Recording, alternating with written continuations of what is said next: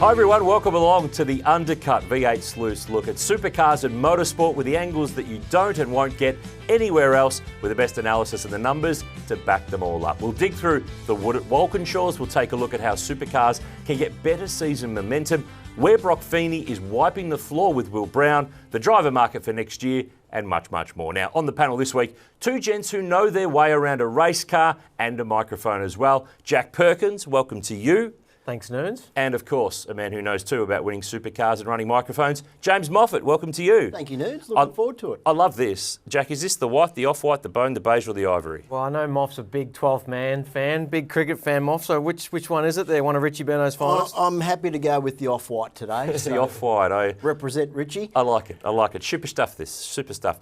Super stuff in Perth, gents, last weekend, Wanneroo.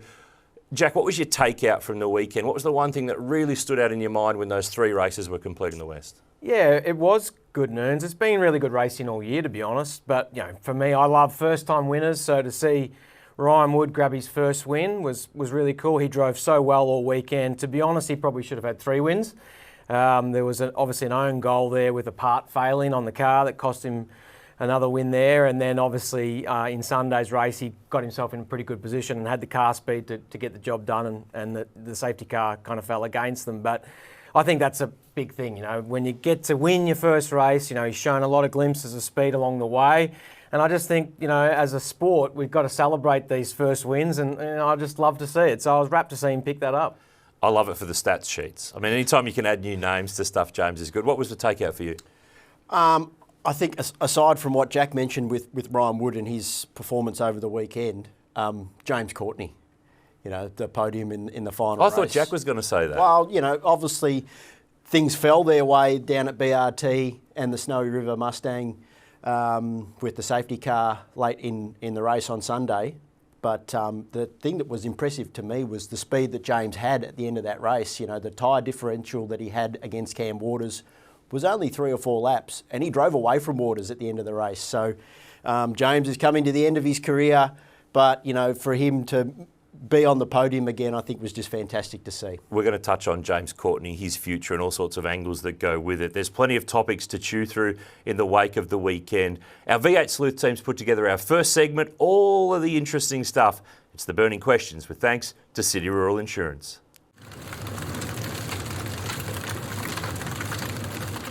It is time for the burning questions, with thanks to City Rural Insurance. They've been doing this since 1995. If you need business insurance, personal insurance, whatever insurance you need, talk now to them for a quote. Head to the website cityrural.au. Andrew and the team will look after you Australia-wide. Now, number one, Jack, I'm going to bowl this at you.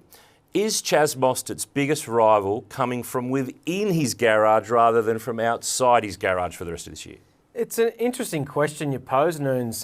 You know, further to my point, being Ryan Wood's first win, being the standout for me from the weekend, I think clearly now that he's in a position to potentially win more and more races on a consistent basis, I think if you look at the Walkinshaw team over the last few years, and specifically speaking, have a look at the teammates, they haven't been able to drive Chaz's car, haven't been able to get what Chaz has been able to get out of the car. It's been 7 years since anyone in the other car has won a race for that team. I mean, Scott Pye, Albert Park, 2018. I mean... Yeah, that's a long time ago, actually. Bryce I didn't realise Fullwood, it was that long ago. Yeah, it's a long time ago. Bryce Fullwood, Nick Percat never clicked. Ryan Wood's had his 1 year in now to learn the ropes. Perth, he was good last year, so I think you can't really base everything on Perth. But if this continues, James, I mean... Chaz's on a lot of money and Ryan won't be on much money. If that Toyota next year is not competitive, does that make Chaz start to go, am I ever going to win this championship? I think that Toyota is going to be competitive. There's no way it can't be. Based on, obviously, the parity issues that we've had with Gen 3, I can't see that car coming in and not being competitive straight away. But certainly, you know, Ryan is... year on year, we forget he's still relatively almost a rookie. It's only his second year in the championship, so his performance is clearly a standout. But Chaz is an out-and-out superstar, and he has delivered not only for Walkinshaw Andretti United for a number of years, but previously to that, Tickford Racing. So don't write Chaz off just yet. I think that inner competition from within the team will only drive the two of them further forward. Just on that, and you know, I think the biggest thing in the past has been that people can't drive Chaz's car, you know, the way he likes it. And Moff's a great person to ask because you were Chaz's co-driver. Yeah. What's the deal? Why can't other people drive Chaz's car? Or were you one of the only few that could? Is this the Max Verstappen issue? Well, certainly Chaz likes the car very much on edge, but you know, in reality, all the fast guys, that's how they drive these cars. That's how they're fast in them. I was teammates with Scott McLaughlin, and that's very much how he drove the Volvo back at GRM. I'm going back a few years now. But yeah, very pointy car, and the guys that have the ability to basically have the rear very nervous on entry and can get away with it are the guys that are quick in the championship. I think it's a great storyline that we're going to keep an eye on and what happens between those two in the next couple of rounds. Question number 2 in our burning questions for City Rural Insurance. Are we now seeing the real Brock Feeney? Because the numbers, when I look at the numbers here, he and Will Brown this year have been so close when you consider they're almost the same on top 10s. They're almost the same on top 5s. They're almost the same. In fact, they are the same now on podiums. But the telling numbers are wins. It's 5-1 and pole positions are 6-1, and he's put 111 points on Will Brown in the last 4 rounds. So Brock Feeney is fast. Will Brown's consistency game might help over the long run, but right now it's not getting the job done at all. No, his start to the year through the first 16 races of the championship has been, you know, he is the benchmark car in my opinion, and not just because he's sitting at the top of the championship. That sounds obvious to say, but his speed, week in, week out, he is the car that everybody is chasing, and you know, he's converting those pole positions now into race wins. And Will's consistency is not going to be good enough if he wants a challenge for the championship. He needs to start beating Brock week in, week out. And if Brock Feeney can keep going like this, Jack, if he's on top of the points at the end of the sprint season, the Sprint Cup, he gets that free kick straight through the endurance races into the finals. He doesn't have to stress at the Bend and Bathurst. He can swing really freely, he and Jamie Whincup, and try to win those races without any consequences at all. Whereas for Will Brown, okay, when you're second or third in the points, you're still in that 10 really well. But, I mean, the signs are pretty worrying here for Will Brown, particularly, too, when you look at the fact that there's been 672 laps of racing this year. Brock Feeney's led 237 of them. You've got to go down to find Will Brown on the list in 8th for laps led this year. He's led 18 laps out of 672. So not only is he not winning, he's not getting his nose in front at all, and the other guy is getting lots of clean air. Yeah, I think Brock's putting together some really professional performances, and you know, I look at it from my point of view when I'm working with Channel 7 on the broadcast. He's so professional just to interview, but then the performances he's doing on track in terms of qualifying, minimising mistakes, and ultimately winning races, he's really risen to the challenge this year. And it's not to take anything away from Will Brown. He's a champion of this sport. Yeah. You know, Will's a gun. But I think, you know, Will's very aware that he needs to now lift his game, and they've identified qualifying as a big weakness for him. And I think that's where Brock's, you know, got the strength. And as we know, it really is a qualifying championship. So it's an interesting battle, like you say. The finals and that conversation starting to come in as we're talking about it now, and people are starting to think, how's that going to play out? And like you say, if you're the one that gets the free kick after the sprint championship into the final series, it's going to give you a hell of a relief heading into those endurance races. So yeah, there's a lot to play out in the next few races, that's for sure. Question number 3 on our burning questions for City Rural Insurance. We're 3 rounds away now from getting into the endurance races. So the Sprint Cup will mean that the winner, well, the guy who gets top of the points at that stage of the year will go automatically through the Enduros and is straight into the finals. So what has the final system added to the championship so far, gents? And I think a lot of people are missing the finals. They're getting so wrapped up in what it means for later in the year that right now, 5th and 6th, right through to 13th and 14th, it makes them more relevant now for this part of the year than they've ever been before. Sure, top 2, 3, 4, that's important too because of the free kick that I mentioned before, but I don't think we're putting enough focus on the guys who are 6th, 7th, 8th, 9th, 10th, trying to get in, trying not to get kicked out, trying to bounce their way in. I think the finals has added the potential for so much more this year, but no one's really picked it up and gone with it as yet. Yeah, I think it's going to become more and more of the conversation as it becomes a little bit more relevant in terms of the calendar. The one thing, I guess, and I know Moff's a NASCAR fan as well, but I've always really liked how NASCAR have had the race win, get you in. Absolutely. And, imagine if we could be celebrating. That's too far. That's way too far. But imagine, way too far. Imagine if we could celebrate Ryan Wood's first win, bang, he's into the finals. How good would that be? But what if he finishes, he's 14th in the... I don't think winning you're in. I think that's a step too far. Yeah, but if he DNFs the next 10 races and doesn't make the finals, we're going to go, hang on, that guy... But he doesn't deserve to be in. Yeah. On the basis of one win over 42 minutes in Perth. There's definitely both sides of that argument. I just think, I do love the fact that, you win and you're in. I get your point where it potentially is too far, but that would just really heighten the conversation around the finals and getting into that point. And like you say, we're really going to start talking about it now with 9 races to go. I think if you're looking at Queensland Raceway, I wouldn't be watching the battle for the race lead. I'd be watching those drivers from 7th, 8th, 9th, 10th, 11th, 12th, because they will be racing for absolute sheep stations to just try and keep themselves in the 10, especially then off the back of Bathurst. There could be some last lap challenges to make sure you're in the top 10 after Bathurst. Yeah, James, I think when we get to the Enduros, you both come into play and you're very experienced in this, whether you've had someone else driving for your championship as your co-driver or you as the co-driver driving for their championship. So, you're in an interesting one. Thomas Randall, you're driving with the Castro car this year.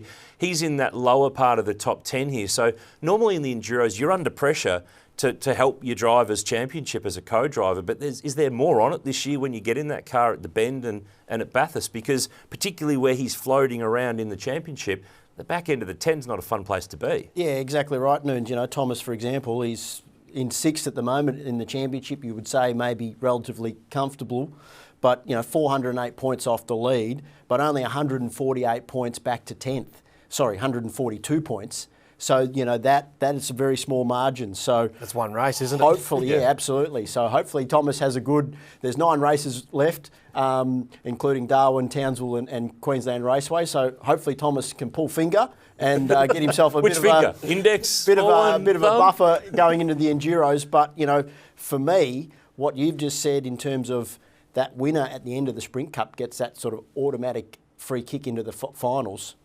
As we currently sit, that's Brock Feeney. Yeah. That's a frightening prospect for the rest of the field to think that Brock Feeney and Jamie Whincup potentially can go into the 2 endurance races, 2 of the biggest races in the year, with nothing to lose. Yeah. And they will, without that already, they're a dominant car and a force to be reckoned with. So interesting. But I have to agree with my partner in crime here, Noonz. I like the race win and get in. No, not you too. Yeah. Seriously? But I think we've probably, as a collective, as a sport, I don't think the whole system has been communicated that well. I'd have to agree with that. I think that the concept and the system is great. Supercars is the only sport in the top tier of Australian sport that doesn't have a finals, a playoffs, a whatever you want to call it. Now that we've got it, we've got to use it. We've got to actually understand that this now brings these storylines more into question. So when the guy who's 12th and the guy who's 11th clang into one another, in the past we'd all go, oh, well, it's for 11th and 12th and it was worth 6 points and who cares? But now it's going to really matter. Now we're going to have some organic discussions between drivers who will feel aggrieved, genuinely aggrieved that they've got something to lose. So I can't convince you on this, can I, you two? Well, win and you're in. I mean, your man Thomas Randall needs to get a win because he's on the way to some history here that he's going to hate. He's on target for the most podiums without a win in the history of the championship. He's up to 10 without a win. He's got a long way to go to get to Murray Carter, though, with a solid 20. Well, it's still a good problem to have to be collecting the podiums, but, naturally Thomas would want to get that first win out of the way. But I'm happy for him to sort of save that till later in the year, maybe around October time. Thought you might say that. Question 4. Are the teams the biggest hurdle to expanding the championship to 14 rounds for 2026? That's the way it's looking in terms of adding this other round with Ruapuna to come to New Zealand for the championship next year, because this is all about cash. There's only so much cash that's allocated per car, per team, per round. If you add to the championship, each team and each car has to get a certain amount of money to make it happen. And the way it's sounding at the moment is the teams are the stumbling block to agreeing to the deal to expand the calendar, which, look, let's face it, it's the biggest thing that we get from the fans all the time. Calendar's not big enough, free-to-air's not enough. So here's an opportunity to expand the calendar and it's the very teams, and I get why, because who's going to pay for it, they're saying. Does there need to be a bit more give and take here from the teams to help make this stuff happen and get momentum to get another round on the calendar? Well, it's really that double-edged sword, isn't it? You know, we want to see more racing, but the fact is motorsport and motor racing in general is expensive, so somebody that needs to be paid for. So if we add additional races, it's going to cost more money, it's going to cost the teams. So we need to find that balance where we can get back to more races on the calendar, because that's going to keep the fans, the heart of our sport, happy, but it needs to be paid for at the same time. You know, you can't run these things for nothing. So hopefully we can find a happy medium. Well, this is where 30 years ago a young bloke called Tony Cochrane come knocking on the door and said, I will get the teams more money to do more car racing. So it's the same situation. If you need to raise more revenue to create more events, someone's got to go and do it. And if you've got a fantastic product, so it's now up to someone, whether it be a promoter in New Zealand or a promoter, someone to raise that money so it's not the issue. Find a way. Find a way. Everyone give a bit to get it to happen. Exactly. And like I said, it's a fantastic product to sell. So it's a great opportunity for the next young Tony Cochrane or someone that's a salesman, man or woman, to really, hey, we want more racing, let's make it happen and go and sell it. But a quick note to any potential Tony Cochranes out there, don't go and run the line, there's no sacred sites. There is absolutely sacred sites, and Tony definitely learnt that over the journey. Now, question number 5 on our burning questions.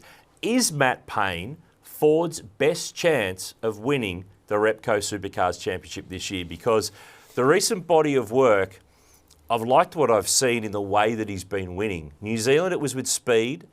Simmons, it was with strategy and managing tyres. His results at Wanneroo were far better than he had last year and that team had last year.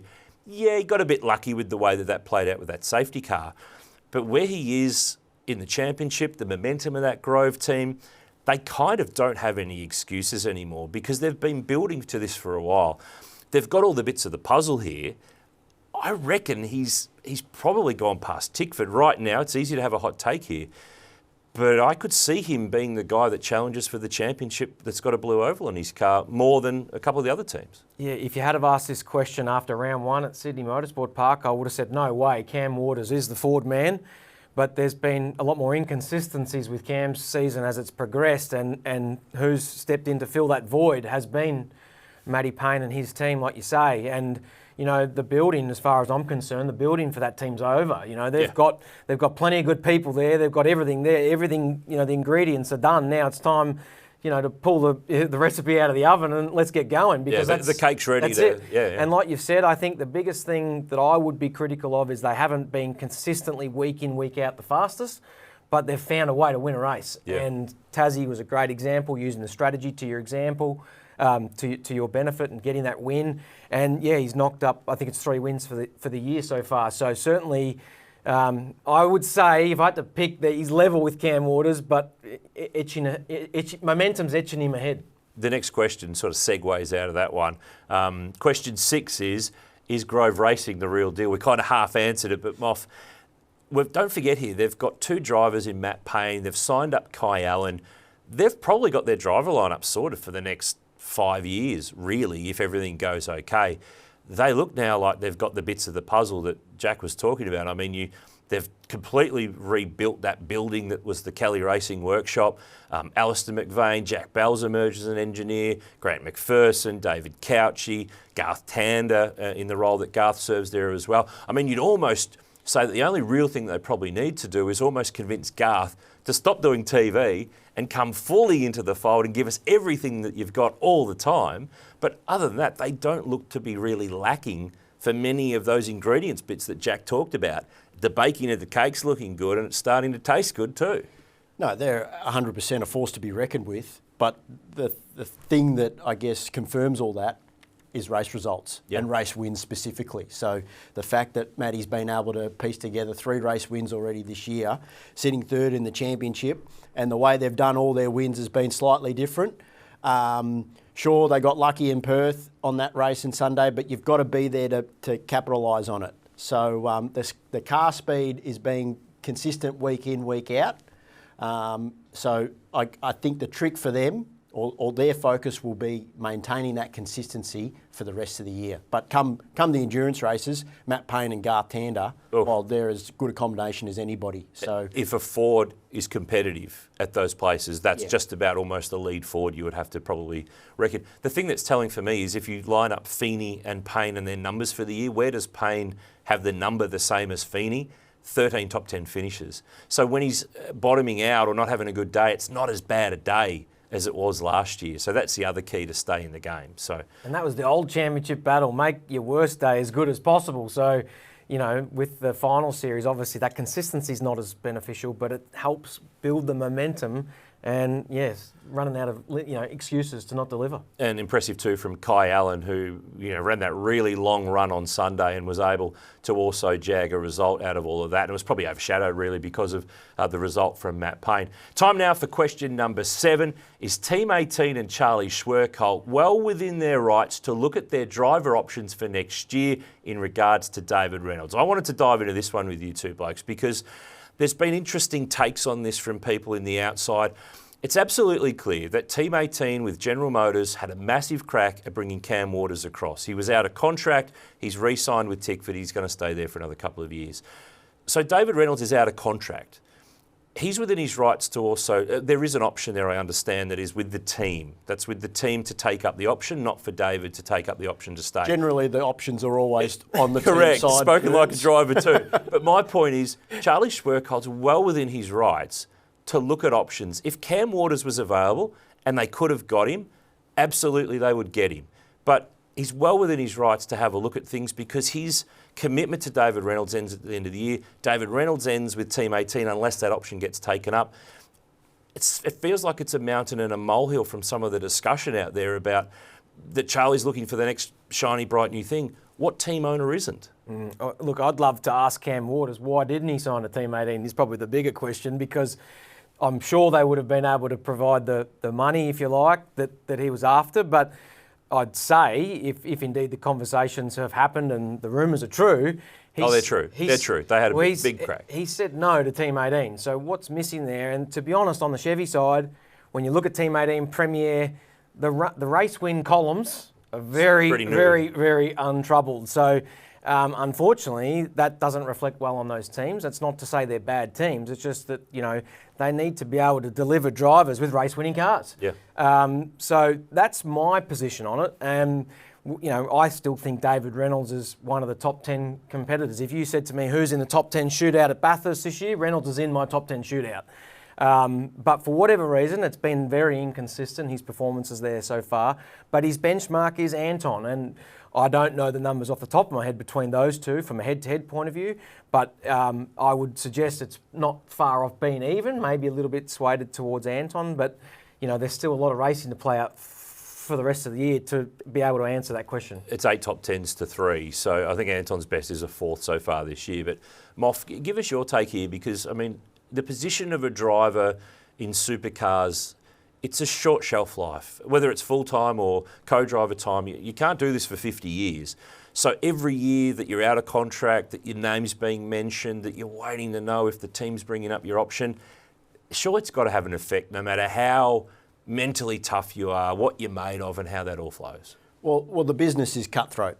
Let's be honest, Noonz, and that's like any professional sport. So, and I think for Dave, he's got so much experience and we sort of have this expectation of him getting good results because his career has produced that. But for me, the dialogue around this is a bit weird. It's been a slow start for Dave this year, but then you have Adrian Burgess come out during the week post-Perth sort of saying, well, we as a team haven't really delivered the car to Dave as well to be able to produce the results that we expect. You know, they've fumbled some things, so it's sort of mixed messaging in a way. But I think Sunday proved that when the car is right and the setup is correct for Dave and how he wants to drive the car or needs to drive the car, he's still absolutely capable of delivering the results. Qualifying second, 5th in the shootout, and had a good race, finished 6th or 7th, I think. So still proves that he's more than capable.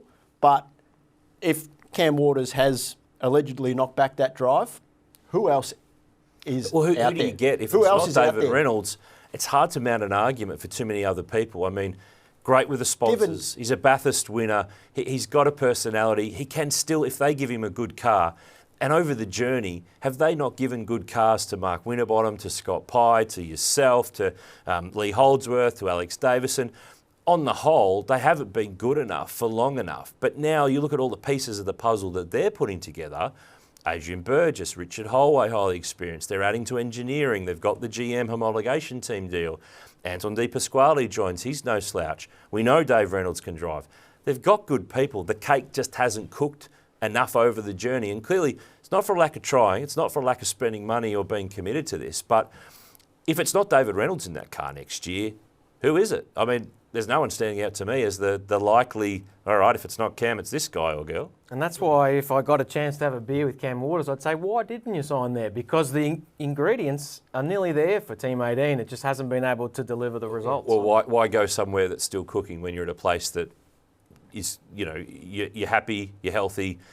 Clearly, a Tickford car is a more competitive car over the journey right now than a Team 18 car. It has been for some time. So clearly, that's why Cam's not going anywhere. There's just not a better option to go in there. Plus, mega loyal to Ford, to Monster, to Tickford, all of those partners who've helped him do stuff over in the States. And I think that's probably just the simple version of why that's been the case. Agreed. Next question on our burning questions. Did race control go too early at Wanneroo with James Golding and that penalty after that contact with Ryan Wood? Both cars were affected. Ryan Wood was out of the race. James Golding was the car was not looking as good as it does in the photo behind us. So I know Craig Baird's come out and said, well, they don't look at the outcomes of where the cars end up on the track and in the race. But there's those who would say, and I talked about this week on the V8 Sleuth podcast with Will Dale, that if you're the guy who was guilty of something and you get penalised with a post-race or a late race drive-through, but it doesn't move your position,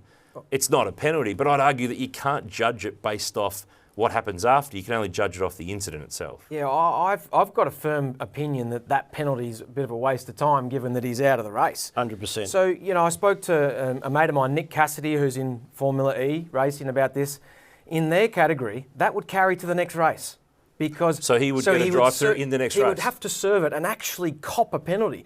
Like his incident with Woody took him out of the race. There's your penalty. So you're saying his penalty of being taken out of the race, that's his fault and given to himself, but for what race control has to do is give him an actual penalty at the next because race. Ryan Wood's out and he's got nothing to give anything back to him. But what's the point of giving the penalty if it doesn't affect James?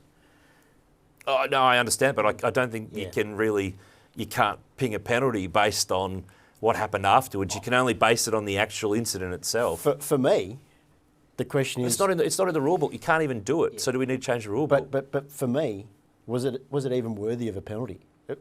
Surely we get to a point where it was just two blokes racing hard. Having at it. Someone needed to yield. At the end of the day, if you don't want to yield, then neither of them wanted to yield, and it affected both of them.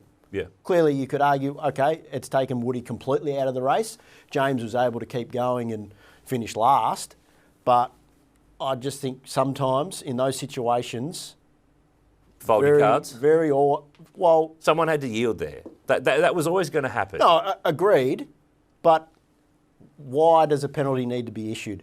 Especially if you're going to give a penalty to the bloke that it doesn't affect him. Well, I think the thing that they've always stated is that if they can predominantly put the blame on one guy more than the other, that's the guy that will get the penalty. So James Golding was in too fast there.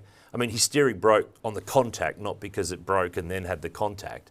So he was clearly in way too hot there and not making that corner and fired into Wood and effectively took him out. So Ryan Wood's within his right to be around the outside because you guys know you've raced there. That's the inside for the next corner. So you want to be positioning yourself for what's going to come next. So he's not actually doing anything wrong.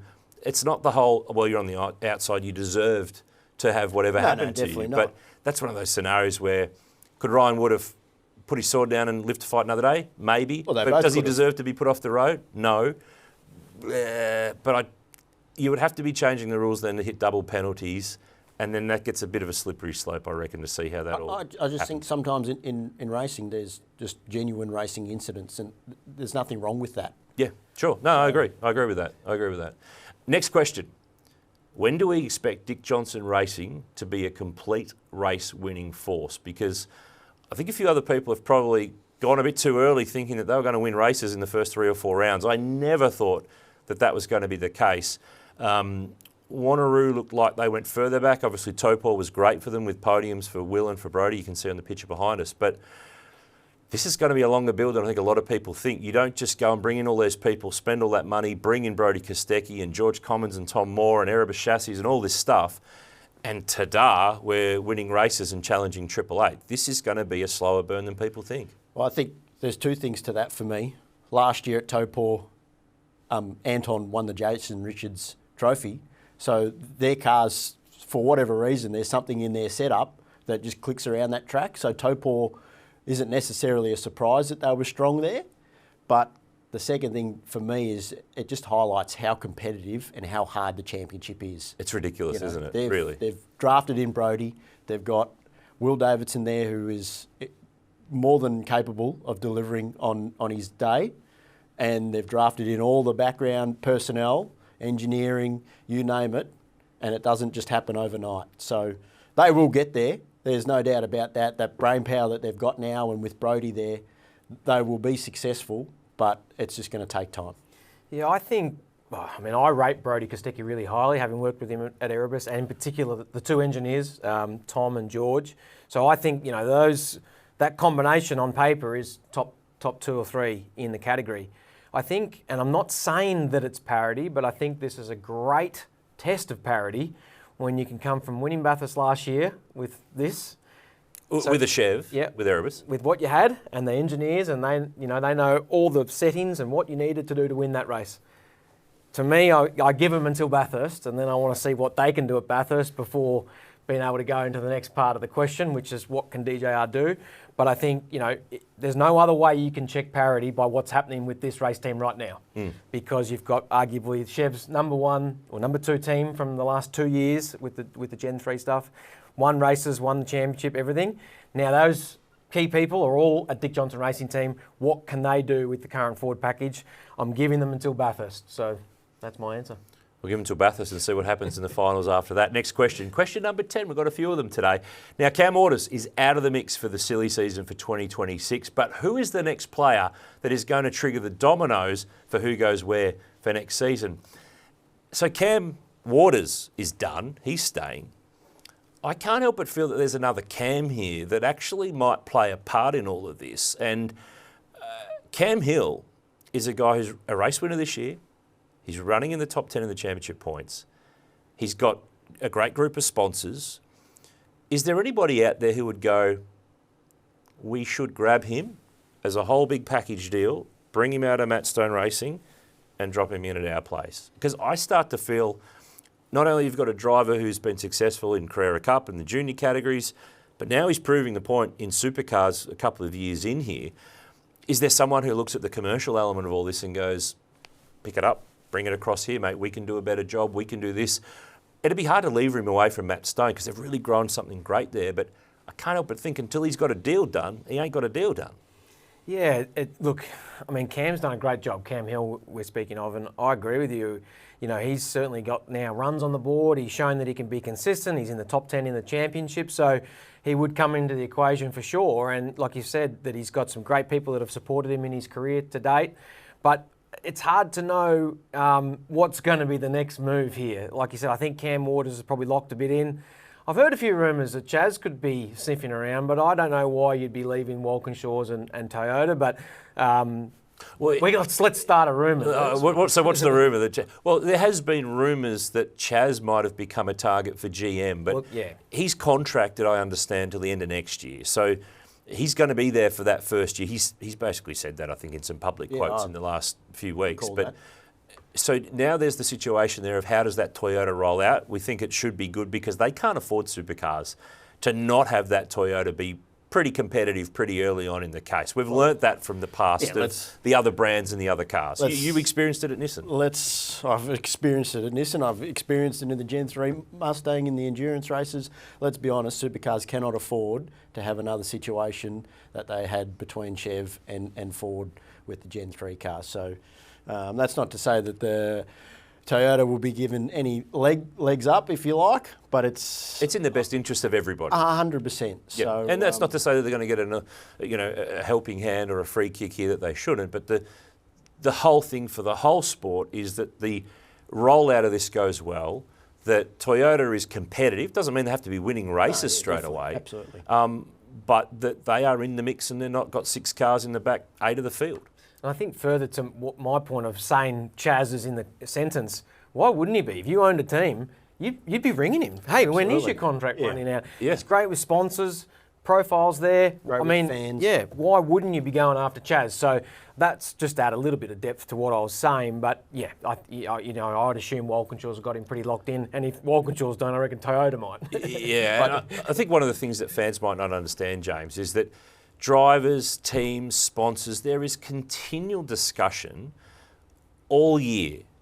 Even if someone's not out of contract, they're not out for another year even. This is not a scenario whereby, this is a shock and a secret. Managers are having conversations, drivers are having chats, engineers are having chats. On the record, off the record. On the record, off the record. That's how this whole game and this whole deal works. Yeah, absolutely. But, back on the Cam Hill point, could he be a contender with Toyota at, say, BJR? Well, at the moment, they've only really got Andre Heimgartner committed to a deal. Bryce Fullwood, Macca Jones, Jackson Evans. Maybe that's a scenario. Anyway, there's so much stuff to happen in the silly season that I think we've got, even though we pulled the big fish in Cam Orders out of the conversation, I still think there's enough fish lurking around in the silly season for us to keep entertained. There's probably a good 6 to 10 drivers really that are out of contract, if you like. So not only do you have Cam Waters locked away, but Randall is locked away as well. They both, so I guess simultaneously did that deal. So, there's guys that are off the table, if you like, but there's still plenty of guys that are available. And there's people that you could lever off the table if you really had enough money to be able to lever them off the table. Right, next question. In Perth, plenty was said about Mark Winterbottom trading a steering wheel for a microphone, joining the Supercars telecast team. Gents, did Mark Winterbottom shine on his television debut at Wanneroo in Perth? Well, Jacko's probably a little bit more. I feel a handball better here. to this is a handball. Comment on it because he, works in TV, so he knows exactly what goes on behind the scenes. And I'll be honest, I didn't really catch much of Mark's work other than sort of the little grabs that he did throughout the races because He is sounding so much like a Tickford endurance driver right now, Jack. Well, that's because I am. I think for the thing that for mine is that bringing in a new face and a new voice that we're not familiar with wearing that shirt and holding a microphone, no matter what Mark did, he was going to score +2 or 3 on his score because he was just something different too. We saw that with Marcus Ambrose some years ago when he joined the telecast because it's a very established lineup with a lot of really experienced people, so that little bit of difference is always going to score extra. Really, isn't it? I think he has commented in the aftermath of this that it was like, whoa, this was a real eye-opener because this is not easy. This is a really tricky thing and there's so much stuff going on. I think he did okay. There's room for improvement. It was his first crack at it. But this is one of those scenarios. Is he part of the future for Supercars in TV? Does he go, well, actually, you know what? I've never felt he's the sort of guy that was looking for that opportunity, but maybe... it sounds like James Warburton has been one of the driving forces to try him in that broadcast. I don't know that he'd be ready yet to trade a steering wheel for a microphone full-time, but he's definitely got room for improvement.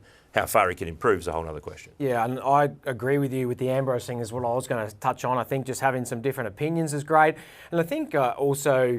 it's a bit, if you watch the football broadcasts and things, you've got commentators that are kind of calling the ball by ball or the play by play, and then you've got people that do the analysis of the game sort of before and after. So I think if you look at it from that point of view, mixing up the voices and the people you see is quite good because you've got Scaife and Crompton in the commentary box that do a great job calling the call by call. And then give someone else a chance to actually analyse the race and give a different perspective so we're not just hearing the same information again. I like a mix-up. I don't think we need to throw the baby out with the bathwater. We've got one of the best broadcasts of motorsport anywhere in the world, but just a little mix-up here and there. I'm okay with it. A little bit of flavour change. I like it. I'm good with it. Yep. I'm good with it. No downside. No. Next question. Will Erebus go the full season without scoring a podium in 2025? The last time and the only time You got to go back to the thing behind us here. The Merc in 2013, their first year, is the only time that they've ever not scored a podium in a championship season.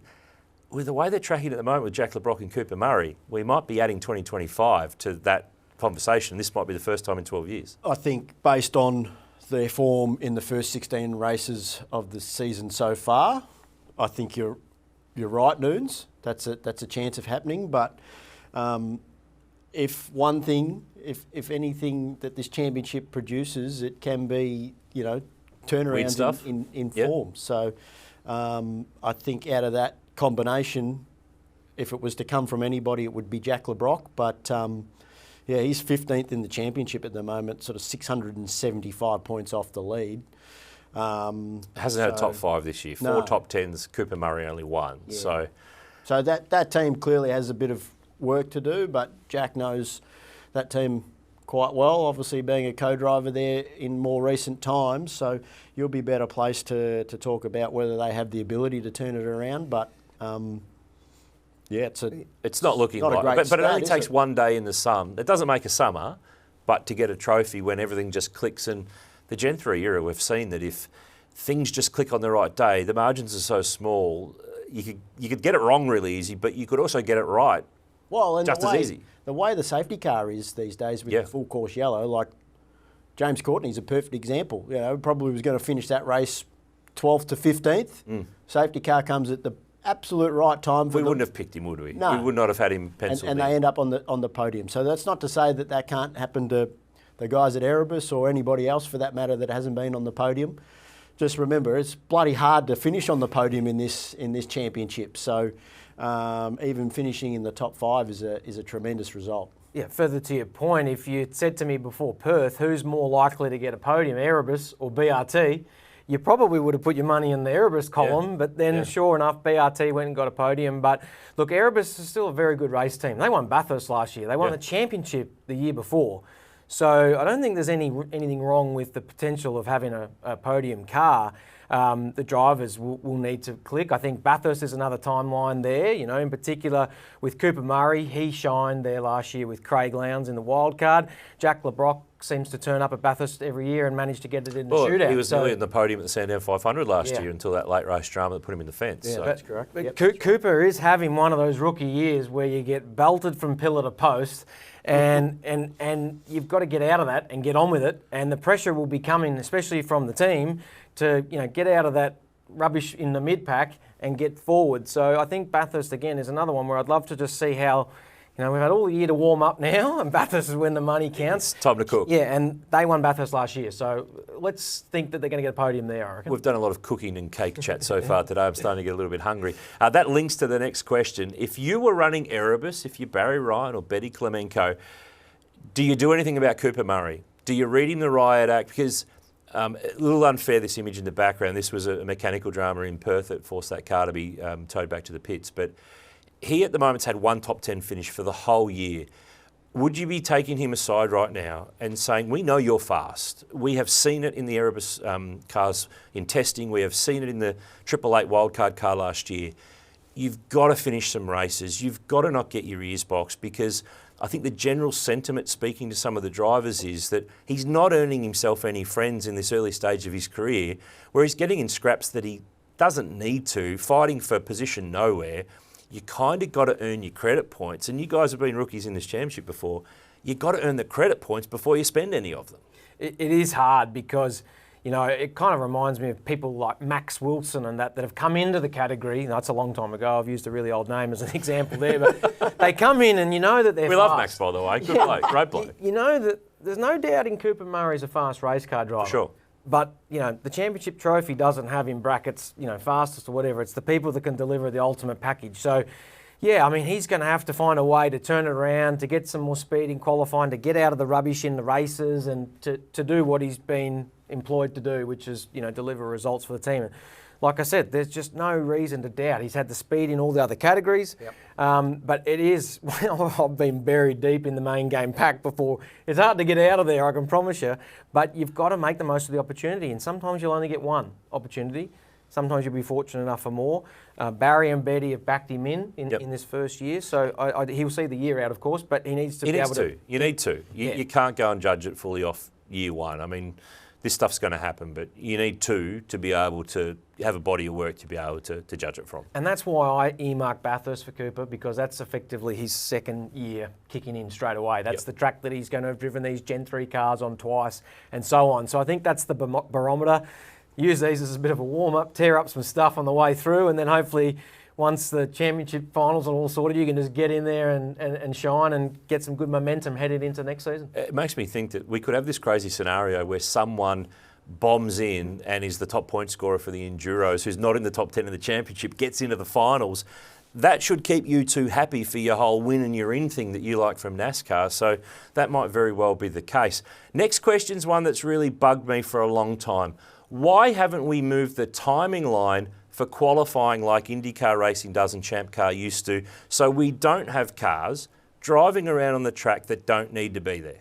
Yeah, it's a good point. If you ask the question, you'll get told every reason why it's too hard. Why it can't be, except for the fact of physically going out there and moving where the beacon is, or the timing line in the ground. Well, IndyCar move it to a point where that lap time is taken in qualifying only, not for the races and practice, before pit entry. So at Perth, for example, you could come out of the bowl, up over the hill, back straight. Time, all right, I know my time. Yep. Am I pressing on? No, right, pit. Don't have cars on the track. And separate topic, but this thing of cars on the track at walking speed with guys who are going for it for their next lap, how we have not had a monumental accident so far staggers me, and I'm scared of the possibility of what will happen one day if that does happen. And if someone gets seriously hurt, we've all got to look at it and go, why did we let that happen for so long? Because the reality is it's absolutely dangerous. And I look at it as an outsider thinking, I would hate to be in any of those cars. Have we gone too far with this whole what's right for the tyre and building up the tyre versus, hang on a minute, this is really dangerous. This is a crazy scenario for us to be in. Very track specific over there at Wanneroo. Doesn't matter, it takes one track. Tassie's the same. I agree and understand on that point, but you can't say that it's safe. It's not really something that I've given too much Maybe thought we should, to, Moff. Maybe I'm honest. But, well, you're not racing at Wanneroo. I think that's part of, as there's 24 guys out there, sometimes 25 with the wild cards, but I think we probably take for granted that these guys are meant to be the most professional drivers in the country. Some might argue yes or no to that, but I don't think there's anything wrong with just, still having to manage it. And I was going to say natural selection. If you're not smart enough to be able to get your way around a racetrack, then your fault. And, with the communication and the ability that the teams have to monitor other cars on circuit, then, it's a collective effort that you need to manage that. So, sometimes you're the fly and sometimes you're the windscreen, and I guess the trick is trying to be the windscreen most of the time. And just to back up Moff, where he said he didn't think about it much. I'm telling you, when you're a co-driver, you don't think about qualifying. So Exactly. Let the higher paid blokes sort those rules out. What's a new tyre? I haven't been held up in qualifying for a long time, Noonz, so that I can understand why Moff hasn't put much thought into it. I asked this question to two blokes who don't quite frankly give a toss about any of these particular questions that have to do with primary drivers. We've got a couple to go on our burning questions for City Rural Insurance. We'll race through this one. Is James Courtney the next man into the Supercars broadcast team? It would look like... Now, here's the thing. Jack, you're really close with Cordo. Is he going to go on? I mean, he hasn't committed that he'll even do the endurance races next year. Could he go cold turkey and just stop driving full-time at all, completely? Yes, is really? The answer, I would think. But you've probably got to look at it like what are the opportunities. So if Red Bull Racing rang James and said, come and co-drive with Will Brown or Brock Feeney, I think I know what his answer might be. I would be thinking yes. But then, if you then work down the chain of teams that may not present him with an opportunity to be competitive. Walkinshaw, could he go home? He could, but, if you get further down the train, I think he would become less interested in becoming a field filler co-driver. He would really only be doing it to go to the two endurance races if you're in one of the top two cars. I think the third best car wouldn't suit what James is up to. But again, I'm not privy to all of the conversations he's had, but he certainly looks like he's putting himself in a position to get a TV role. If they're not conversations aren't happening, he's trying to get them to happen. That's for sure. He'd be a great addition. I mean, he brings so much energy, colour. The thing about James is, I don't know what he's going to say next, and that's kind of what I like about it, because he doesn't seem to know what he's going to say next. So you get that laconic, but he's a much more mature, rounded James Courtney than he was, say, 10 or 15 years ago. I think if he ended up on our TV screens, he'd be very entertaining, and he's a professional, so he would be very good at it. And he would, I think, whilst he comes across as a bit of a joker, I've had the opportunity to see James behind the scenes when he was at Tickford Racing, and he's as professional as anybody, and wants to do as well as he can at whatever he puts his hand to. So I think if he did go down that path, he would be a very good addition to our TV screens, but equally, if he continues on in the co-driving space, then he's going to be a damn handy co-driver. I'll tell you one thing, and I can't take credit for this. Someone told me this. What the broadcaster's lacking at the moment is a Barry Sheen. And who would be closest to Barry Sheen out of all the people we've got to choose from? It's probably James Courtney. Minus the accent, but with the same sort of cheek and candid nature. So I think there's definitely something in that. And you mentioned Red Bull. So obviously Jamie Whincup, I can't see him not co-driving for some. He's going to keep going because he's still delivering for them. And hey, when you're the boss, you can kind of make the call a little bit easier too. He retired too soon, Jamie. He probably could have kept going. But I think Scott Pye's out of contract. I think he had a 2-year deal, so he'd be up this year. So interesting one. I mean, Triple Eight's the team that everyone wants to drive for. It's the top team over the last 20 odd years. Mark Scaife ended up there. Garth Tander ended up there. The guys who fought them for so long ended up joining them at some stage. Now, I don't think James and Jamie have ever really been tight. James has always fought against Triple Eight, whether he was at Walkinshaw's or Dick Johnson with a customer car. I could see James Courtney being an absolute #1 draft pick if Triple Eight sit down and look at their whole lineup of opportunity. Scott Pye did a really good job last year, won Sandown, podium at Bathurst. He's got an opportunity again this year to have good results.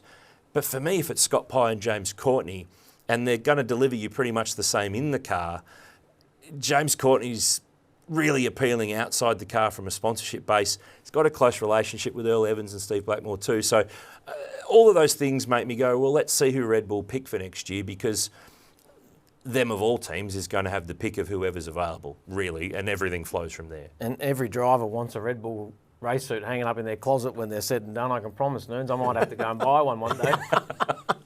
We'll pitch in and get one for Jacko for his birthday in August and see if we can sort things out here. Last one on our burning questions. Does the Asian Supercars Championship Series have any form of legs? Now, this is the concept that James Warburton, the incoming CEO, has floated in the last couple of weeks. And I think a lot of fans have misunderstood what this means. This is not pick up the championship and take it to offshore rounds like has happened in the past with China and Bahrain and the United States and Abu Dhabi. This is a scenario whereby, no, we will sell our IP, the Gen 3 cars, the engines, the machines, into a championship in Asia where there's an Asian championship. How much Australian team involvement is kind of up for grabs. But if there's someone in Asia who will fund this and who will buy the cars and buy the bits, it's effectively another income stream for supercars, which here we are talking about how do they make more money to do more racing in Australia. And James has said 14 rounds is the go for the championship here. This is a way to increase the income and use the IP that they've already gone through all those hard yards to develop, get the parity right, get everything turning over right. Here's a chance to make some cash if they can find someone to buy them. Yeah, look, Noonz, I'll be honest, I'm not totally across this, but from what you've just sort of, I guess, detailed, it makes some sense in terms of being able to generate some revenue, particularly for the teams. Because the other thing we need to, I guess, sort of take into consideration is when the Gen 3, I guess, platform becomes available into Super 2. Well, they're talking about that already. For me, the big stumbling block there would be the price of the cars. Yeah. Just the cost that these Gen 3 cars have ended up being.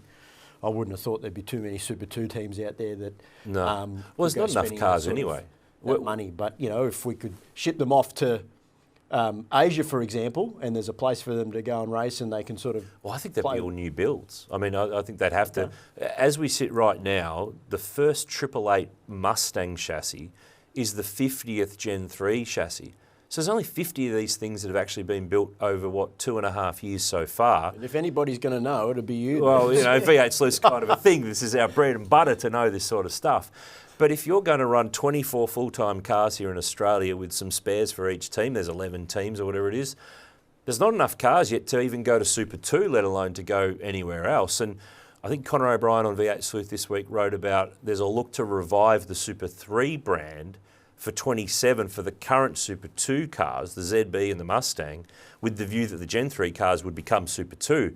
But 2027 is only 18 months away. I don't think there's going to be enough cars. And then, what is it, a combined field? Or is there separate series? Or we dilute the pool? I think there's a lot to be sorted there. But the very premise of this Asian thing, if they can find someone to really get enthused about it and to bring a unique style of racing to that part of the world it's already created. It's essentially like GT3. Here's a thing that's already a thing. Pick it up, drop it there. They sound good, they look good, and they're more relevant further around the world than they used to be with Commodores and Falcons. It's not a new thing either, Noonz. I like to add that, in the late 2007s, 8s, that period in the Middle East, HSV did that series of cars that ended up at Bahrain and Abu Dhabi. Yep. So it's something that you've seen in the past that's more manufacture driven as opposed to category. And then, before that, my father built cars for the Indonesian president's son. Tommy Suharto. Tommy Suharto. Triple Eight have sold cars to the Malaysian prince. Yep. So it's not a new concept. It's just about potentially building a supercars series that runs separately to ours in another country. And if it creates more revenue for the teams, more jobs, more interest, more everything, I don't see the downside. And I think the other thing that they're looking at too is that there's 14 weekends of supercars racing in a year. If there's 5 or 6 rounds in Asia on other weekends, there might be the opportunity for some local Aussie drivers or Kiwis to go and race for local teams or form relationships or technical partnerships with Asian operations Co-drivers get some miles. Co-drivers might get some miles as well. You might just have to be a bit cheaper than the main game guys. But if you open up your schedule, there might be that possibility to be able to do that. So it's an exciting possibility if it all works out to be the case. But I don't think supercars local fans need to worry that they're not going to get rounds deleted off the calendar here and they go overseas. This is a bit of a separate discussion. So great stuff with our burning questions, boys. With thanks to City Rural Insurance. Great to have Andrew and the team on board with us. But it's time now for our next segment. It's one-way traffic.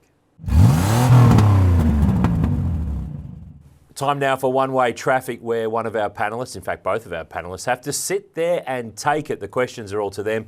And the rest of us just get the new ball and get to bowl it wherever we like. Jack Perkins, you are first up on this segment on one-way traffic. First of all, that shot behind you there, you're looking very happy there. Your recent trip to the US, you go NASCAR racing, mate. Xfinity race, Portland, last weekend of August. How's this all come to be? What started all this? Why are you doing this? Well, to be honest, Noonz, my interest in doing it started way back in 2008 when I went to the Sonoma Cup Series race with Paul Morris and Les Small, which is James Small's dad, who's an ex-Tickford race engineer from Australia, who's now crew chief for Joe Gibbs Racing. And when I got to Sonoma and watched Ambrose there in 2008, Paul Morris was driving in the Arco West race at the time, and I spotted for him and just kind of had a... Go high, go low. There was a bit of that going on. Paul and I got some funny stories from that trip, in particular the spotting work that I did, but it just really got my interest in the road course stuff. With respect to the ovals, it's never really tickled my fancy, but I've, since then always got up, watched Ambrose race, watched Owen Kelly race, now watch Shane. I've always watched the road courses. It's what I've really loved to do. And in that last 10, 15 years, I've sent countless emails to different teams. I've got close with a couple of times, racing a truck at Canada, the road course race, but ultimately never been able to get the opportunity to get it all to work. And then this year, thanks to Shaw and Partners, Southern Cross Truck Rentals, and a lot of my other supporters, we've been able to get a deal together for a race in Portland in the Xfinity Series, and it's with Joe Gibbs Racing, which is the Toyota factory team of NASCAR. So it's just an unbelievable opportunity, and I was pinching myself, to be honest, when I was over there. It didn't feel real. So yeah, I'm bloody happy in that photo behind you for good reason. So you've been there to do the seat fitting, meet the team, have a look around the facility. You went to Charlotte to check out the 600 as well. Is James Small the linchpin in all this? Without him, does this happen? It's funny, in the USA, everything kind of works a little bit old school. So, yeah, I guess you need to have a reference, if you like. And we first broached it with James, actually, it was around about a year ago when we went to Sonoma again. Shaw & Partners took me to go and watch Will Brown. Shaw & Partners Southern Cross Truck Rental sponsored Will at Richard Childress Racing. And we started casually chatting to a couple of teams about the Xfinity Series. One was, I spoke to Richard himself that day. We spoke to Hendrick Motorsports, and we spoke to Joe Gibbs Racing through James Small. And ultimately, the conversations all sort of fizzled out at one point. But then, the Joe Gibbs team went back to James Small and said, we've got a ride in our 19 Xfinity car, which has got multiple drivers in it. And the Portland race is opposite to where the Cup Series are that weekend. They're in Darlington. So, this weekend, as we're recording it, the Mexico race is Ty Gibbs is in that car. And he's also driving it in Chicago. And so Portland became available. And, yeah, James said that, whilst I'm not the world's best race car driver in terms of supercars, he said he's very capable and he's got great runs on the board and sound sort of experience to be able to deliver the car some results, because it's the lead Joe Gibbs car on owners points. So with the multiple drivers, you need to keep those owners points ticking along. And without James's reference, we probably wouldn't have been in the position we got to. So, I do owe it to James, but equally to the sponsors that have supported me, whether it be Shaw & Partners, Southern Cross Truck Rentals, ARB Penrith and TLC Auto Centre, and a few more. Moff, I think you got them all in there, mate. Like a real NASCAR driver. Yeah. Sure. He wants to thank the good Lord for a great race today. That'll be after the race, Noonz. What have you got for Jack? Oh, look, what do you want to know? Jack and I have been friends. Get the grill out. Come on, grill it. Jack and I have been friends for a long, long time. It goes back through our fathers. And I'm just, incredibly proud of him to be able to stitch together a deal like this. I guess for people that might be listening, things like this don't come together by accident, and there's a lot of things behind the scenes that need to come together for it to work. So I wish him all the best, every success, and I know he'll do a fantastic job. I'll tell you a funny story. Go on, give it. So, Earl from Shaw & Partners was kind enough to say we should invite my dad to come over, and Dad hasn't been to many races in recent years. He's very much retired, but so I rang Dad. I said, look, I've got this NASCAR opportunity on the go. Would you potentially be interested in coming? And Dad said, what are we going on a tour? Like, are we all spectators? Oh, he thought it was to watch. And I said, no, Dad, I'm driving. He goes, oh, not on one of those ovals. And I said, yes, it won't be on one of those ovals.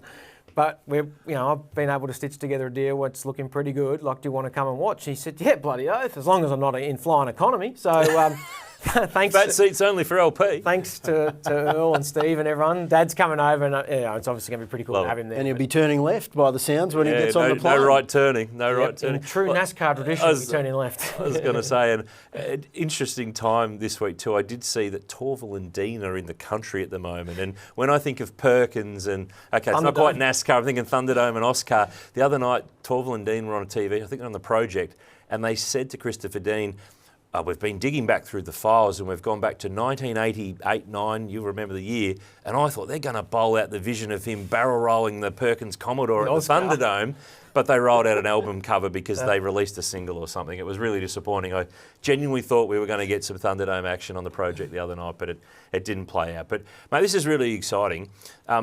How have you got the time to do this? You've got restos on the go, you've got kids, you've got stuff going on everywhere. So you've already done one trip. What's the process for going back here now? Do you sort of go straight to Portland, straight in the car? Do you get some laps beforehand? How does this work? Yeah, I mean, I am very time poor at the moment, Noonz, between my day job at Perkins Engineering, which pays my mortgage and pays my bills, and now this opportunity. I wanted to get over there in the trip I just did to really submerse myself in the team and make sure that the preparation's done right. So I took a week off my own work, took myself over there, did all the things that we've done in the race shop, and that was a mind-blowing experience to be involved with that. But from here on in, there's no opportunity to drive the car before the official practice session. So we've done some simulator work at JGR, which has been really cool, but I'm not a sim guy, so it's, I did some sim work in Australia to get prepared for the sim over there. But that's as close as it gets. The first time I drive a proper NASCAR, a Joe Gibbs Toyota Supra, is in the first second of the practice session. And we got 20 minutes of practice and we go 20 minutes of qualifying, and then we've got a 147 mile race. in the same day. So it's Wow. going to be brutal. And what I am trying to put together, which as we're filming now, I haven't quite locked it in, but I'm trying to do the TA2 race at Portland in July, which would be a phenomenal opportunity for me. I've been trying to do some Trans Am TA2 here in Australia to prepare for the Enduros and the NASCAR stuff. So if I can sort of kill two birds with one stone, do some racing over there at the track I need to race at, that's just going to eliminate some of the things I'm trying to do. I know a bloke who kind of knows those sorts of cars. Well, and there's a two-driver TA2 race at Queensland Raceway, so Moffat and Perkins on the LMCT Mustang, if you don't mind. He's already lining himself up for a deal here, ladies and gentlemen. There we go. You might have heard it here first with how this is all going to flow. Just quickly too, restos. We love the YouTube videos, the updates that you're doing. You've got a Peter Brock mobile VN Group A Commodore on the go, but we also love that one that you released recently about the ex-Brock European car that was a HRT TWR car later on. But where are you at with the Brock VN? We love the videos, but I kind of want the inside word. Where are you up to? What's going on? Yeah, no, the restos have been great, Noonz, and obviously Perkins Engineering and V8 Sleuth always work together on not just the old cars, but anything resto-wise. And the videos aren't quite live to where we're up to. We're certainly making there's more than we know. We're making good progress. I'm hoping to have the car, finished in fabrication really soon, and then into the paint shop. The guys actually at Gary Rogers Motorsport are doing our fabrication work. Squiddy and the team down there have been doing a phenomenal job. But it's a massive job, mate. I can't go into how much work's required on this car, and we're trying to get it done in pretty good time for our customers putting the pressure on, and we're going to try and rise to the challenge. But yeah, it's a hell of a lot of work. We've got the engine getting built as well. We're rounding up bits and pieces. We've got a lot of stuff ready to bolt on the car, but we've got to finish the paint panel, and then we'll get stuck into it. But hoping to have it, sort of finished sooner than most people will think. Can't wait to see it. I mean, it's going to be something that's really exciting. Time now, though, to change tact here. One-way traffic's going to you, James Moffat. Now it's time to swap modes a little bit. Let's talk Trans Am with you, because you'll be in Darwin as well. Jack's going to be on the microphone with Seven. You're going to be there with the LMCT Plus Mustang with GRM. Trans Am's been a bit up and down so far this year, but you got a chance to bounce back up in Darwin. Cars have never been there before, so it's kind of new to everybody. Yeah, look, I'm really excited to get to Darwin. It's a circuit that I really like. I haven't been there since 2018 in Carrera Cup, actually. You forget how to get to the track. Well, TA2's been there before, I should say, too. So these types of cars have been there, but not the Trans Am series. First time the Trans Am series has been there, and looking forward to it. Like I said, it's always a great event up there at Darwin, and always nice to sort of escape the Melbourne winter at this time of the year. But you're right, it's been a shocking start to the year for us. We've had 2 rounds, and leading the first race and breaking an axle, it's really all turned to shit from there, to be honest. So all we can really focus on now is going to Darwin, putting our best foot forward, and hopefully winning some races. We're probably really realistically out of the championship hunt based on our poor start to the year. But that's motor racing. Sometimes it goes for you, sometimes it goes against you. So we've had a good run over the last couple of years, but excited to get up there, and it's been a while since we last raced at Easter at Bathurst, so blow off the cobwebs and see how we go. Hey, how these cars go in the heat, you reckon, Moffat? Look like they get quite hot and move around as it is, and then add the Darwin temperature. I reckon you'll be sweating it out. Yeah, no, they're definitely, even though they don't have windows like we've sort of become accustomed to with our supercars, they don't quite have the driver cooling aids that the supercars have either. So they're hot cars to drive, and I'm probably maybe a little bit worried about the engine temperatures up there, especially if you do find yourself buried in the mid-pack. There's going to be a lot of cars there. We've seen some announcements over the last, week or two of some more experienced drivers coming into the category with Tim Blanchard, Aaron Love, Tim Slade. So the field is definitely getting stronger and stronger, it seems like, every round. Going to be good fun. Does it actually help you, though, for when you drive for Tickford later in the year? Are these cars comparable? Is it worth... Do you have to unwire yourself from the Trans Am car when you get back in the supercar, or any car's a good car to just do laps in? I think, for me, it's probably a little bit difficult to comment on that, because I've been keeping myself regularly racing each and every year that I've co-driven. But I see guys like Lee Holdsworth, Garth, Lounsey, they don't particularly seem to be doing much racing throughout the year. So whether it's a benefit or not, I can't really sort of comment. You'll too know well when you on know that. later on. Yeah, if you exactly. don't do So I've just always put a priority on trying to keep myself in a car to be race fit, if you like. I can't see that that's a negative in any way. And second to that, I just like going away racing with GRM. It's a great crew. I obviously finished my full-time Supercars career driving for them, and have come back there in the fold through TCR and more recently in Trans Am. So we have a lot of fun going away racing, and it's definitely less, I guess, pressure, if you like, than say when we get back to the endurance races. But at the moment it still scratches an itch for me. So until that itch goes away, I'll keep doing it as long as I can. Keep scratching. When you're not scratching that racing itch, you are, let's face it, a construction juggernaut. I think that's fair to say. That's what they've told me to say here. For those who don't know, what's your day job? What are you doing every day when you're not driving a race car? I'm busy building Give it a plug. Give it all a plug. So, Sapporo Developments or Sapporo Build is what I've got going on in the background. And Where'd the name come from? well, that's a funny story, Perks. But if anybody has enjoyed the fine Japanese beer Sapporo, Indeed. You'll quickly understand that's how the building company became named after, because it's a fine drop of Japanese beer. So it could have been Asahi Developments? Could have been, but just this happened to be a Sapporo night one night that got the name over the line. So no, very busy outside of racing with that sort of stuff. You're out there on the tools, you're out there at the job sites, you're out there on the building sites, you're hands-on. Probably not as much on the tools as I used to be, just with a couple of the projects that we have on the go. It's more, And we're talking residential here? Residential stuff, yeah. So someone out there could have a house that you've had a hand in building. Putting together. Yeah, there's a few out there that are still standing, which is good. Get on the Instagram. He won't plug it, I will. Sapporo Developments on Instagram. Moff does a good job documenting a lot of the builds, and so I can resonate with the rest of those. So if you're not following it already, give it a follow. And Moff said they're still standing, so that's encouraging. I was going to say, Sapporo Developments. We're still standing. There you go. There's your tagline. We've got it all sorted here on the Undercut. We're absolutely doing business analysis for everybody and everything that they've got going on. A little bit more Moffat flavoured news, and I thought this is something that we should cover off just quickly. The Rothmans VL Commodore Group A that Alan and John Harvey drove to win that race at Monza in '87 is coming back to the racetrack. It's going to be at the Winton Festival of Speed on August 2 and 3. Tickets for that event are on sale now. They're a great advertising partner of us at V8 Sleuth, and I wanted to give them a mention because we don't see that car very often. And Milton Cephras, who owns that car, has had it for a long time now. He's going to bring it out. So that alone is a reason to get to Winton on the first weekend of August. Yeah, that'll be great to see that car back out on track. And have you driven it? I haven't driven it. It'd be pretty cool though, wouldn't it? Would be very cool. So got a funny story about that car in terms of when Dad and John Harvey eventually got awarded with the win for that race, because they finished 7th on the road. There were 6 BMWs that finished ahead of them.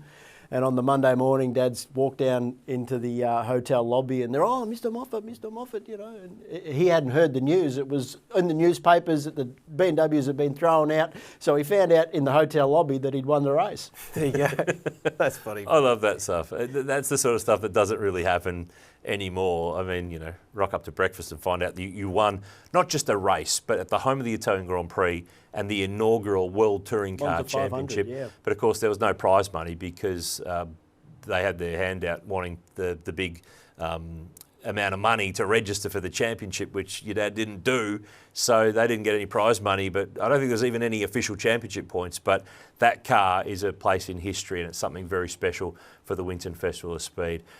Love this segment, boys. Some great insight there, and there's probably going to be a few stories that emanate out of some of the stuff that's been described there. But it's time now for our final segment, the Workbench. Well, the Workbench is our chance to take a look at an issue or a problem, and rather than throw stones at things, we want to come up with realistic solutions and totally plausible outcomes. And today on the show, I'm going to kick it off. So my big thing is, how do we fix the issue of building momentum in the Supercars calendar? I've got a solution to this. Gents, try this on for size. So at the moment, we run 13 rounds of racing over, I think it's about 36 weeks of the calendar year. We stretch it right out, and then we get really busy at the end with 5 big events over, I think it's 11 weeks or thereabouts. I think we need a mid-season break here. I think we need to have the momentum in the early part. We start the championship in February, wherever it is that we start. We go to Townsville, so we knock over 8 rounds, doing the sums here in about 20 or 21 weeks. So on average, it's 1 every 2 weeks. Now, New Zealand's a bit trickier there because of the sea freight issue. Have a break from July, come back for the 500 at the Bend in September, but we don't do nothing in that couple of month period. That's our period to do testing. That's our period to find, at the moment, there's not enough content. There's not enough stuff. We can't have more race events, so let's put them closer together at the front. They're already close at the back, and in the middle there, let's have a 2-day test at Winton. It's not a race event, it's not broadcast, but Winton doesn't host a round. Let's get the teams and make the testing so as they have to go to that one, rather than doing a Monday after Ipswich when no, everyone's just done an event, no one's caring. Let's make another lily pad in the middle there. Co-drivers get more laps. Fans can come along and check it out. And then we build up and almost relaunch there for the back end of the Enduros and the run home. So we get a nice squashed calendar at the start. All right, we have a bit of a lull there in the middle, but then we have a nice squashed calendar at the end. Thoughts? I mean, I'm not opposed to it. I think it was 2008. You might be able to... It's 2010. We looked this up. We have done this before, and people thought it was a failure. Is this the Olympic? I was thinking the Olympic year when we had to take 6 weeks off because Channel 7 had the Olympics. Yeah, but so Beijing was 2008. But I think we actually did in 2010 the period of, I think it was an 8-week break leading into the Phillip Island 500. Okay. And at the time, Tony Cochrane, I think, came out and said, that didn't work. Yeah. But the reality is, some of these things are hubbed. I mean, Darwin, you've got to run in the dry season. There's certain contractual obligations in place. But at the moment, I mean, you go from Townsville, Ipswich can move. That's a movable round. You want the 500 to be in September, and then you're going to go Bathurst, Gold Coast, Sandown, Adelaide, big events, finals, momentum.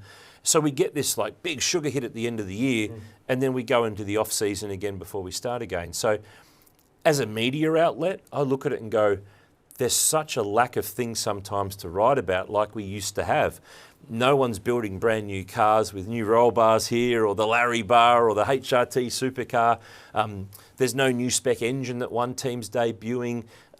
I cannot get over when you stop and ponder that the testing, and I understand it costs money to test, but surely we can find some savings in some other areas to give teams 2 or 3 more test days that they can go and make more content, learn more about their car, give a young driver an opportunity, give co-drivers an opportunity. We need more lily pads of content and things to talk about. The co-drivers are all sorted by February or March every year. The thing's got so pro, it's fantastic, but we're really scraping sometimes to have enough to talk about and write about. Yeah, I mean, and I think like we've said, so in 08 and 10, it's been used and as an example, and as far as I can remember, there was no issues with the way those championships rolled out. But I think it's probably about maximising your time away from the sort of football codes, isn't it? So, you know, if you can start the championship kind of before footy, take your break after cricket. Yeah, take your break during the thick of the home and away season, and then I think maximising when Bathurst is on. Supercars is right on the radar. There's no footy. No cricket yet. Yeah, no tennis. Horse racing's just around the corner. That October into November, people are genuinely interested, not always are interested in supercars. Yeah. It's off the back of Bathurst in particular, where we've got front and back page of the newspapers, which doesn't happen after other events throughout the year. So it's about grabbing that momentum and taking it into our new finals. Yep. And hey, presto, if you could get a few more races in that run home just before the Test cricket starts, yeah, I don't have a downside with it. Because I think we can fill that little 2-month period. And if anything, give the teams, tell them to shut their workshops down. Have a week off. If it's been quite a busy run in that first part of the year, let's shut them down. Let's have a mandatory week off there and give everyone a spell and a breather there. Give them a chance to go do some testing. Give co-drivers an opportunity. I think it's something we need to look at. We can sit here and moan and complain all the time, but we're not going to have more than 14 rounds in a year. So how do we best package it so as we've got enough bounce and enough pep in the step, and we don't come off a great race weekend and a great race finish, and everyone's looking at their, oh geez, it's another 3 weeks or 4 to the next one. Let's push it together, find something to fill that gap. I mean, even a Super 2 standalone round, why not? I mean, make them the stars somewhere along the line. you just got to think outside the square sometimes on some of these things. So I haven't completely offended anybody here by the sound. I'm talking a little bit of sense I'm here. not walking out yet.